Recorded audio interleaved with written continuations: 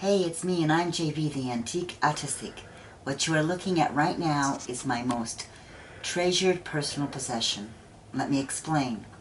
There is a saying, when you've met one autistic, you've met one autistic. We are also varied, yet we do share commonalities. One commonality we almost all share is perseveration, which is a compulsive obsession with a particular thing or subject.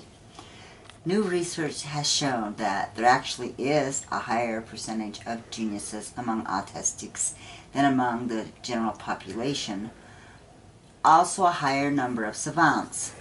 More often, though, most are not geniuses, and many will appear to be simply because they develop an extreme expertness in a particular subject matter simply because of the enormous amount of time obsessively studying something.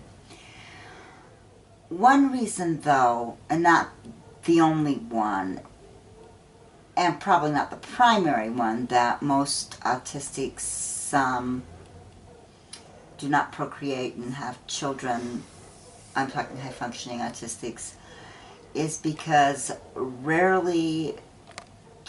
they are aware that very rarely can a child interfere with their perseverations.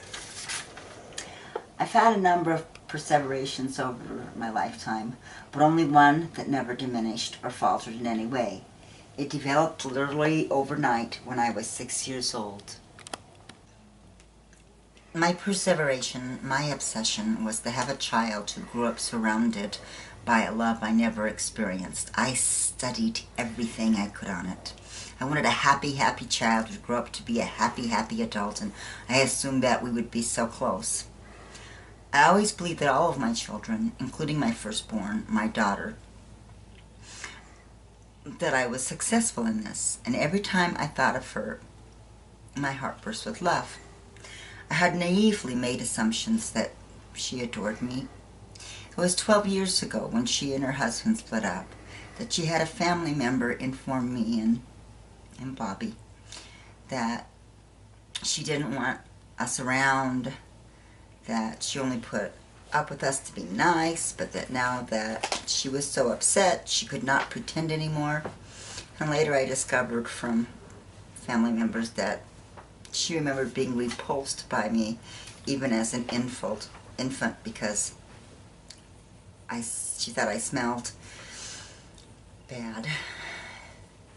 And that always, all throughout her life, had always been too weird, too annoying, and too nurturing.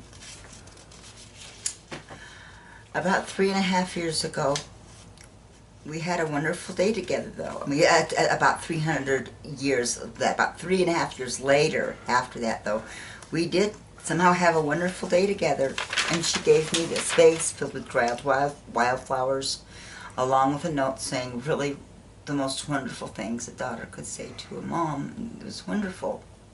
But immediately thereafter, the chasm returned.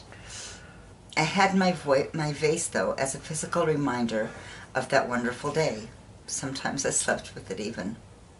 One day, I don't know, it was my husband or my son or my dog, but they accidentally broke it, and I was so upset.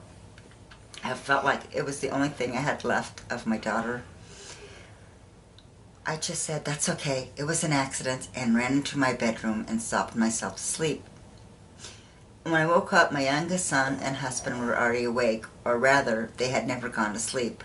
They had spent the entire night laboriously gluing together all of the broken pieces.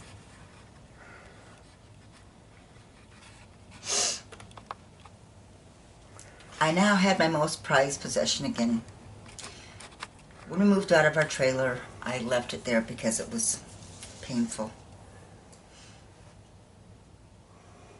Today we had some business in town and stopped at the trailer, and I pulled it out and started crying.